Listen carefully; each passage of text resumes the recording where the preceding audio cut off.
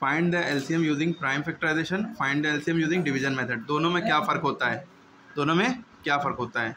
हम इसी सवाल को ले रहे हैं, एक सवाल को इसी से डिवीजन मेथड भी बता दे रहे हैं, इसी से फैक्टराइजेशन मेथड भी बता दे रहे हैं। ठीक, देखिए फैक्टराइजेशन पहले डिवीजन मेथड में क्या करते हैं, दोनों नंबरों का एक साथ एलसीएम लेते हैं, बीच में कॉमा लगा के एक साथ एलसीएम लेते हैं और आपको सब जो इधर आप आता है इन सबको मल्टीप्लाई करके आंसर लिख देते हैं। ठीक, लेकिन अगर इसी दोनों नंबरों को प्राइम फैक्टराइजेशन मेथड से करना है तो अलग अलग करते हैं। 48 का अलग किया, 72 का अलग किया, करना आता होगा ना आपको फैक्टर।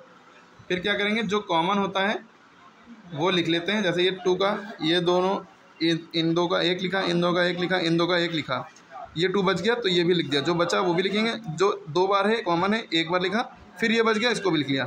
क्लियर हो गई बात। कॉमन का एक बार लिखते हैं, जो बचता है उसको भी लिखते हैं, जो फिर कॉमन है उसका एक बार, जो बचा उसको भी लिख लिया, सबको मल्टीप्लाई करेंगे। आंसर ऐसे भी 144 आया था और ऐसे भी। डिवीजन मेथड में देखिए कॉमन नहीं लेना पड़ता क्योंकि एक साथ कर रहे हैं। ठीक, सॉरी, हाँ, प्राइम फैक्टराइजेशन मेथड में कॉमन लेना पड़ता है इस तरह से। अच्छा, LCM by prime factorization method में ये होता है कि जो कॉमन है वो भी लिखते हैं, जो नहीं कॉमन है वो भी लिखते हैं।